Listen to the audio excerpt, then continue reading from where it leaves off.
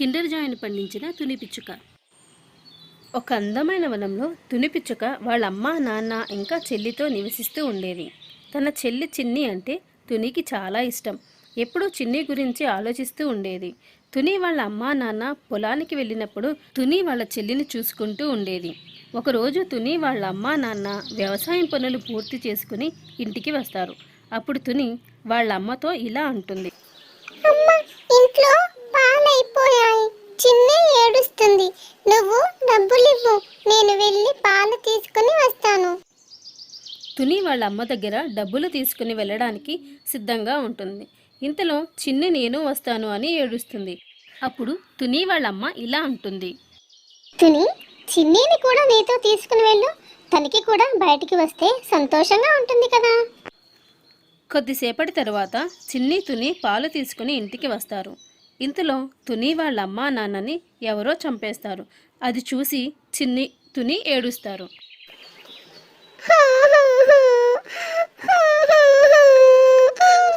అమ్మా, నాన్న మిమ్మల్ని ఎవరు చంపేశారు? అమ్మ చూడు, చిన్ని కోసం పాలు తీసుకుని వచ్చాను అని ఏడుస్తుంది. ఇంతలో అక్కడికి మనుగ్రద్ద వస్తుంది.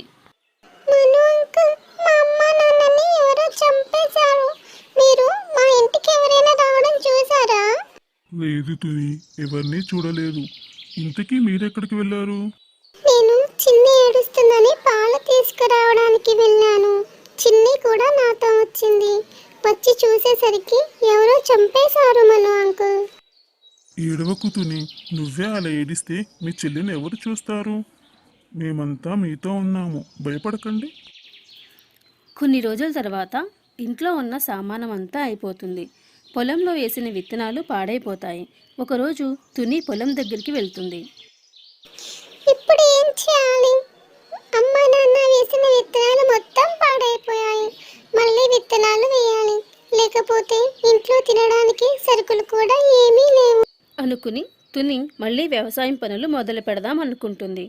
తుని ఇంటికి వెళుతూ, విత్తనాలు కొనడానికి నా దగ్గర డబ్బులు లేవు, ఇంట్లో విత్తనాలు కూడా లేవు. ఇప్పుడు ఏం చేయాలి అనుకుంటున్న తునికి దారి మధ్యలో తన స్నేహితుడైన లూసీ పావురం కనిపిస్తాడు. అరే తుని, ఎక్కడికి వెళ్తున్నావు? ఎందుకంత దిగాలుగా ఉన్నావు? లూసీ, మా అమ్మ నాన్న లేరు. ఇప్పుడు నేను మా చెల్లితో ఉంటున్నాను. ఇంట్లో తిరగడానికి కూడా ఏమీ లేవు. పొలంలో విత్తనాలు వేయడానికి కూడా లేవు. అరే తుని, అదంతా నాకెందుకు చెప్పలేదు? సరే, ఇవి తీసుకో, కిండర్ జాయ్ విత్తనాలు. ఇవి వేసి చాలా సంపాదించాను. ఈ అడవిలో నేను అందరికన్నా ఎక్కువ సంపన్నులను. నీకు చాలా రుణపడి ఉంటాను. ఈ విత్తనాలు నా పొలంలో వేస్తాను అని చెప్పి తుని ఇంటికి వస్తుంది. వాళ్ళ అమ్మా నాన్నలకు నమస్కరించి, అమ్మ నాన్న, ఈరోజు మన పొలంలో కిండర్ జాయ్ విత్తనాలు వేయడానికి వెళ్తున్నాం. మీ ఆశీర్వాదం తప్పకుండా నాకు కావాలి అని తుని ఇంకా చిన్ని పొలానికి వెళ్ళి విత్తనాలను నాటుతారు. కొన్ని రోజుల తర్వాత వారి పొలంలో కిండర్ జాయ్ పంట బాగా పండుతుంది. అది చూసి తుని ఇలా అంటుంది. అరే చిన్ని, చూడు, మన పొలంలో పంట బాగా పండింది. లూసీ ఇచ్చిన కిండర్ జాయ్ విత్తనాలు బాగా పండాయి. అమ్మా నాన్న ఉంటే చాలా సంతోషపడేవారు. అక్క, అమ్మా నాన్న గుర్తొస్తున్నారు. ఏడవకు చిన్ని, అమ్మా నాన్న ఎక్కడున్నా వారి ఆశీర్వాదం తప్పకుండా మన మీద ఉంటుంది. తుని ఇంకా చిన్ని కలిసి కిండర్ జాయ్లు అన్నీ కోసి బజార్లో అమ్మడానికి వెళ్తారు. చూసావా చిన్ని, మనకు చాలా డబ్బులు వచ్చాయి.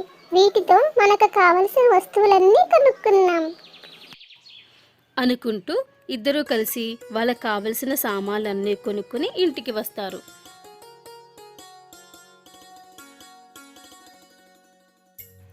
అప్పుడు చిన్ని తునితో ఇలా అంటుంది.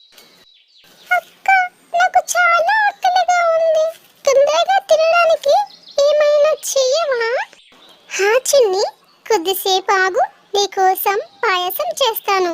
ఈరోజు సంతోషంతో మనం స్వీట్ తినాలి అని పాయసం చేస్తుంది తుని. అప్పటి నుండి వాళ్ళ జీవితాలు ఆనందంగా సాగుతాయి.